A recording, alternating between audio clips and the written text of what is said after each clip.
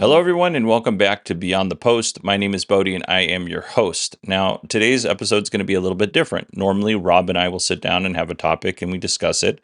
But on this episode, I'm going to walk you through a plugin that I use for DaVinci Resolve called AutoCut.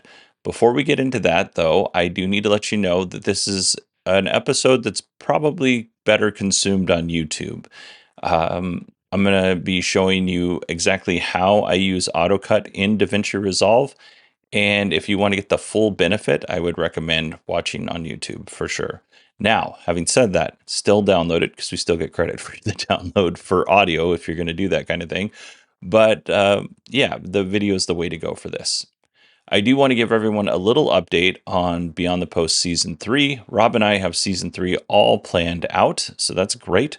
We're currently working on recording these episodes and scheduling interviews. I don't have a launch date as of yet because trying to coordinate 3 or more people's schedules is difficult, especially around the holidays. So we're working on it and we'll give you an update soon. Okie doke, let's get to our main topic. Like I mentioned before, we're going to talk about a plugin called AutoCut. AutoCut is actually for DaVinci Resolve and Premiere Pro. I used to have access to a Premiere Pro account, but I no longer have that. So I am using the free version of DaVinci Resolve. Before I get into how I use AutoCut, let's talk a little bit about DaVinci Resolve, and to be more specific, where you download it from. So I use a Mac.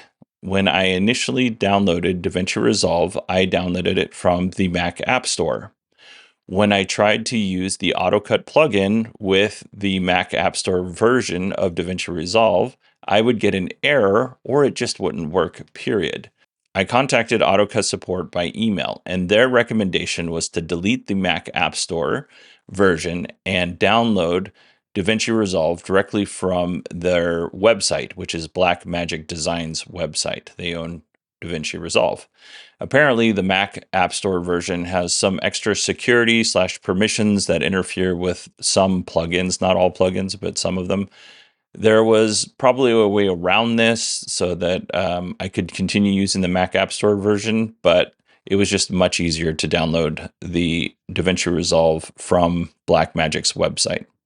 DaVinci Resolve, I mentioned this, I use the free version. There is a free and paid version, but 90% of the people listening to this video or watching this video right now, the free version is fine. It's actually more than fine. It's pretty full featured.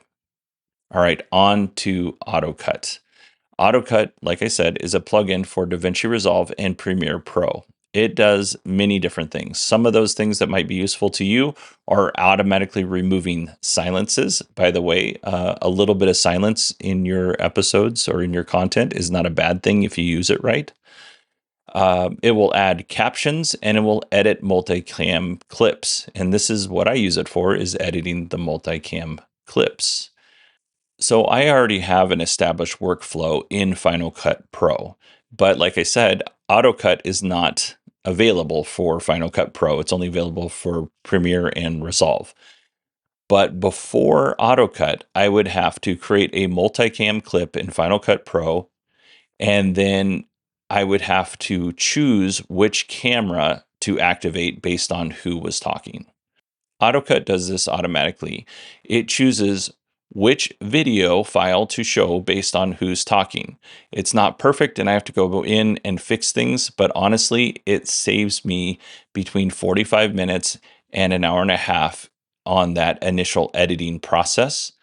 In addition to that time savings, there's a significant amount of cognitive load that is taken off my plate when using AutoCut. So it makes the whole process easier. It's not a one-stop shop. You still have to go in and make changes and add some things that you want to add. But it makes the whole process a whole lot easier. So I'm going to walk you through the process right now.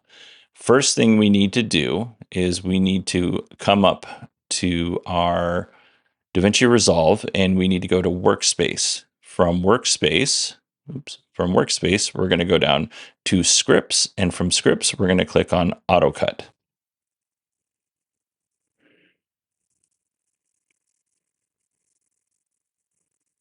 All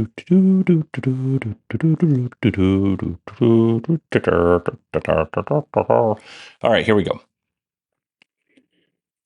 And all right, so you can see that it's got AutoCut silences, AutoCut podcast, captions, profanity filter, which is pretty big, and then auto zoom. Obviously, we're going to click on the AutoCut podcast, click on that. We're going to select our active timeline, which we already did. Now, here's where we set things up. I'm just going to make this a little bit bigger here so it's easier to see. All right. So first we want to assign our audio tracks, our speakers. I'm on audio track A1. That's me, Bodhi. And Rob is on audio track A2. That's Rob. If we needed to add a speaker, we could do that.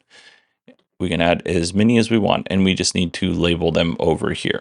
So I'm going to close this because it's just Rob and I. And then we go to our camera setup. So you can see V1 is me and V2 is Rob. Same thing here with the add camera. You can add like if you wanted to add a wide shot, I could add Rob and me to the wide shot.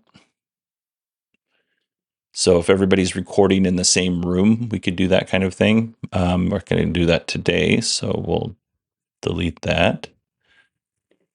But it's very useful if you do a podcast in person, or you're doing interviews in person. And then we go to our camera duration. So here are some presets. I have found that I don't like any of these presets, but you play with them and see what you like. Down here where it says minimum duration, this is the minimum amount of time that somebody is on camera. So let's say I have this set for 10 seconds.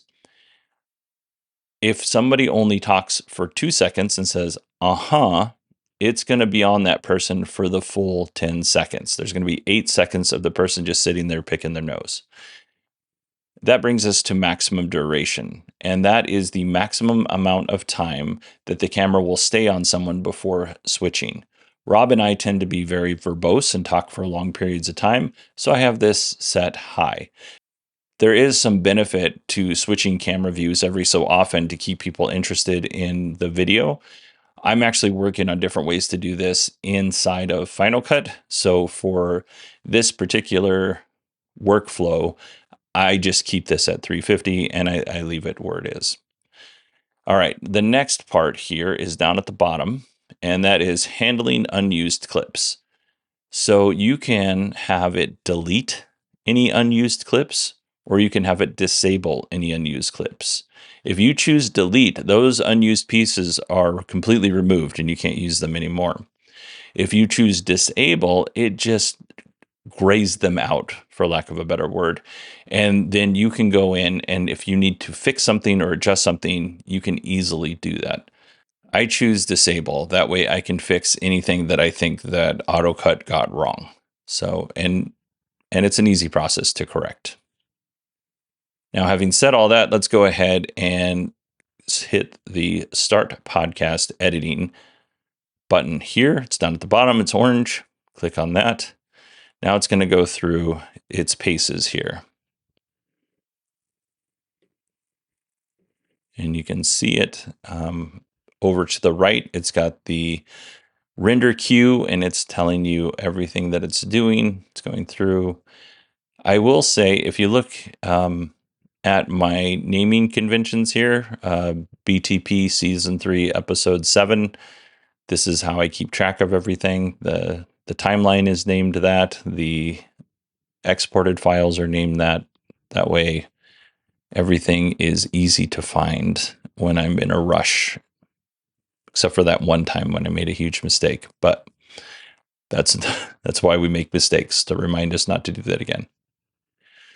So we are sitting in, that took about a minute and a half for that first pass. Now it's going through and doing the second pass.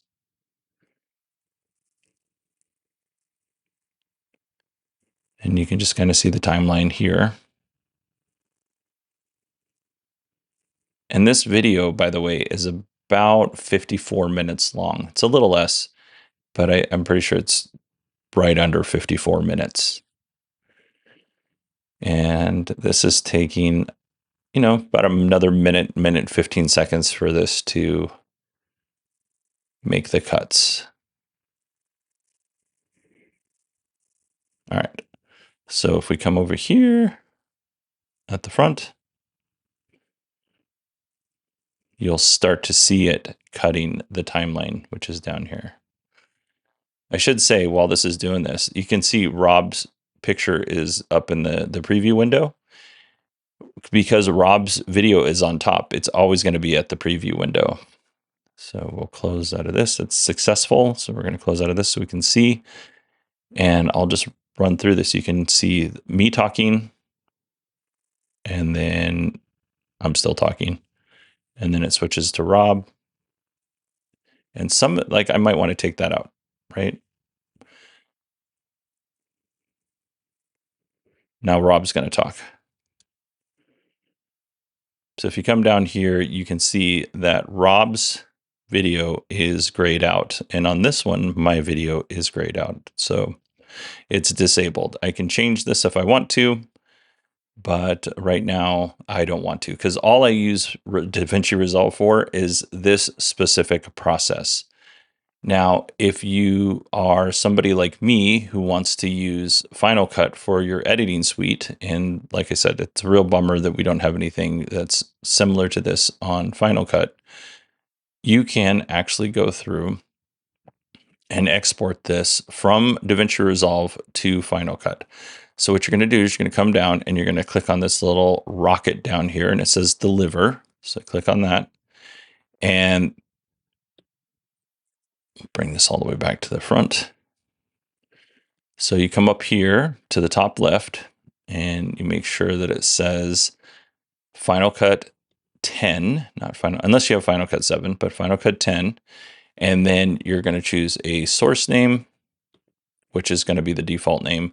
And then you need to choose a folder. This goes into a default folder. I have to change it to where I want it to go every single time. And from there, you just go down here to the bottom right and you say add to render queue. And then you simply say render all. Now, I'm not going to do that just yet because I'm not quite ready to do that. But once you render this, it's going to put all of the little tiny clips into a folder in wherever you specified it. And from that, it's going to also have a Final Cut project file. And when you're ready to edit in Final Cut, you just click on that Final Cut project file. It'll open up in Final Cut Pro, and then you open up the timeline in Final Cut Pro, and you're ready to go to work. And it works pretty seamlessly. So that is it for me. That is our whole tutorial. I hope this was helpful. If you have any questions, you can send me an email. It's Bodie, BODIE, at beyondthepost.fm.